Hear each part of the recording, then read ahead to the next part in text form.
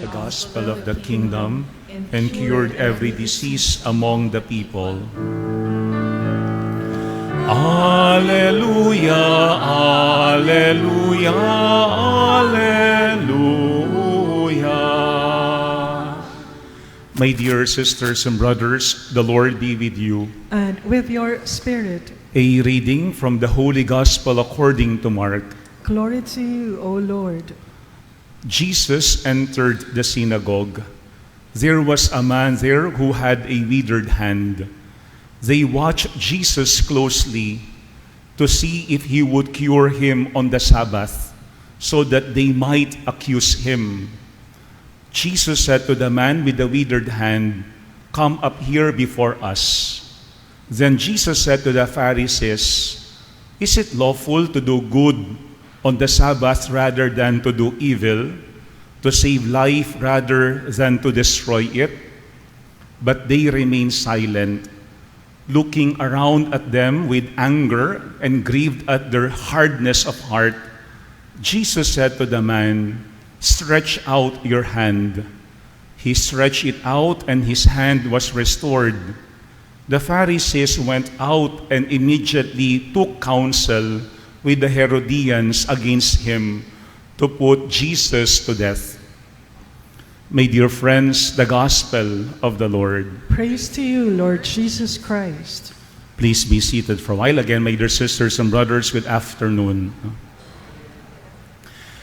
We know how important intention is in whatever we do. It's very important that we have good intention in whatever we do. But we also know that sometimes we could hide our real intention from others. Or sometimes we could also fake it. We could pretend to have good intention, but sometimes our intention can also be self-centered or malicious. And that is what we had seen today in our gospel, wherein when the person with a withered hand had been brought before Jesus, there were some people, especially the Pharisees, who were watching Jesus closely. They were watching Jesus closely, not to see what Jesus could do, but our gospel tells us so that they might accuse him. So that they might accuse him. Malicious intention. Masama yung kanilang hangarin, bakit nila pinagmamasdan si Jesus. And I think sometimes we could also see ourselves in the Pharisees. We could also be observing a person whom we do not like. And it is very easy to find fault in someone we do not like. Napakadali nating makita at mahanapan ng pangit at butas yung tao na ayaw natin. Pero when we look at our gospel, their malice did not prevent Jesus from doing what has to be done, which is to heal the person even on the Sabbath. But notice that in our gospel, Jesus did not simply heal the person.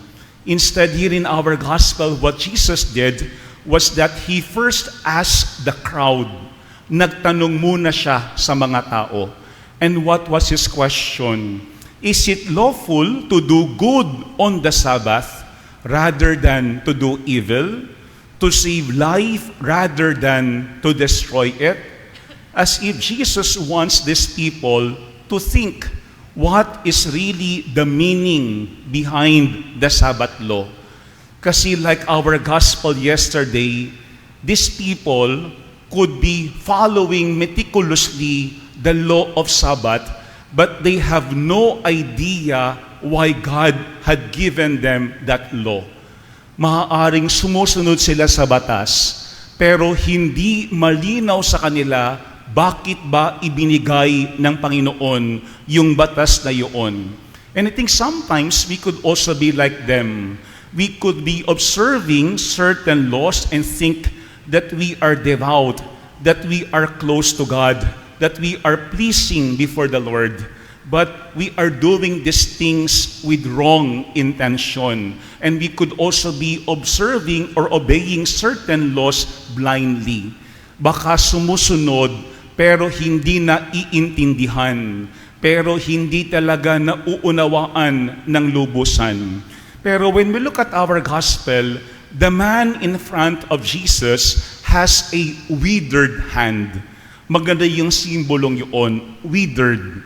Sa Tagalog translation, yung the withered, ang ginamit ay tuyot, withered.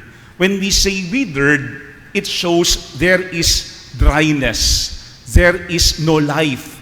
Para bagang walang kabuhay-buhay, hindi makilos, hindi maiunat, hindi maigilaw. And this can also be us. Because we might think sometimes that we are observing well the laws of God, but our thinking is also withered. Baka minsan ang tuyot sa atin ay hindi yung ating kamay. Baka ang dry sa atin ay hindi yung ating kamay. Baka yung tuyot at dry sa atin at yung walang kabuhay-buhay ay yung ating kalooban at yung ating pag-iisip. Maaaring wala tayong withered hand, pero sometimes it is also possible that we could also have withered hearts, that we could also have withered thinking. Mas mahirap yun kapag tuyot yung ating pag-iisip, kapag walang buhay yung ating kalooban. That's why when Jesus gave the command, stretch out your hand, He was not simply giving that command to the person who has a withered hand. It is a command given not only to the Pharisees, but to all of us. Yung iunat natin, hindi lang yung ating kamay. Because we could be very legalistic when it comes to observing the laws of God. Pero ang sinasabi diyan ng Panginoon, iunat natin yung ating isipan. Let us not be narrow-minded. Buksan natin yung ating mga kalooban. Kasi kapag sarado at walang kabuhay-buhay yung ating puso at yung ating isipan, maaaring ating hindi nagagawa yung kalooban ng Panginoon. I invite you today to reflect on the word rest. No? Because when we talk of Sabbath, it's about rest. Ano ba talaga yung rest na yan? 4 letters in the word rest. First is letter R. Let us return to God's goodness and love. Always remember why Sabbath was given to man. For us not to focus only on ourselves. Because Sabbath was given to man, why? So that we could remember God, who is the source and creator of everything. And why God created everything. Because of His goodness and love. Kaya yan ang unang letter in the word rest, letter R. Return. Ibalik natin talaga kung ano ba yung gusto ng Panginoon for us to recognize His goodness and His love, why He created everything. Kaya tayo nagpapahinga hindi para ma-relax yung ating katawan lamang. Kaya tayo pinagpapahinga ng Panginoon para maisip natin ang Diyos na pinagmumulan ng lahat ng bagay. Rest is not about us. Rest is about God, who is the source of everything, who is full of goodness and love. Second, in the word rest is E. Let us empathize with those in need. Kasi tingin ko minsan, yan ang nagiging problem ng mga scribes and the Pharisees. Because by being very legalistic, they are already excusing themselves from helping other people. Kaya nga ang sinasabi sa atin, empathize with those in need. Don't only think about yourself. Because sometimes a person could say, I cannot help you because it is Sabbath. I cannot come with you because it is Sabbath. I cannot prepare a meal for you because it is Sabbath. Pero yun ang nagiging excuse natin not to help the person in need. Pero ito yung pangalawang point ng ating ebanghelyo sa ngayon. Si Jesus, walang pinipiling oras, walang pinipiling araw, walang pinipiling lugar para gumawa ng kabutihan sa kanyang kapwa. Because Jesus is always empathizing with the person in need. Maaaring ilagay natin lagi yung ating sarili sa katayuan ng ating kapwa na nangangailangan. Kasi napakadaling umiwas, napakadaling magbigay ng excuse kung hindi tayo mismo ang may kapansanan, kung hindi tayo mismo ang nangangailangan. Second letter in the word rest is E. Empathize with those in need. Ilagay natin yung ating sarili sa katayuan ng tao na mayroong tuyot na kamay. How would we feel? Pangatlo is letter S in the word rest. Let us always seek the intention of God in everything. Siguro ating laging naririnig yung cliche na, what would Jesus do? Pero yan ang palaging paalaala sa atin. If we are being placed in a certain situation, what would Jesus do? Ano ba yung gagawin doon ni Jesus? Because when we look at Jesus, even if He is tired, even if He is very busy, He will always find time to help others. He will always find time to heal those who are sick and in need. Palaging gumagawa siya ng paraan at ng panahon sa mga taong nangangailangan mismo sa Kanya. Let us always seek the intention of God. Hindi kung ano yung comfortable para sa atin, kung hindi what is pleasing before God. Pero pang-apat, panghuli, in the word rest is letter T.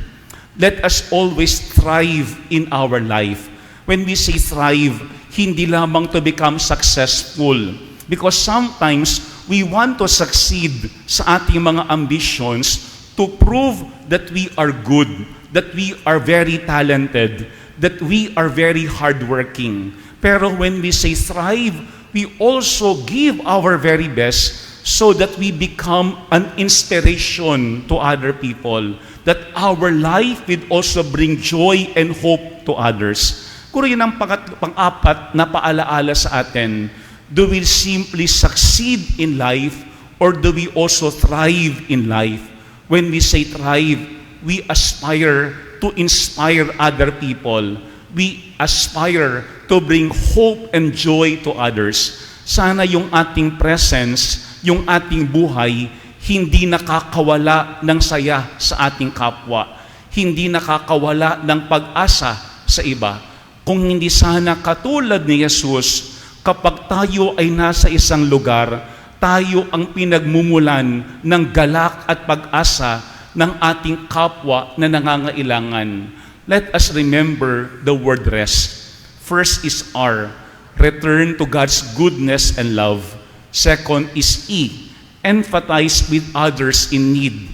Third is S, seek always the intent of God.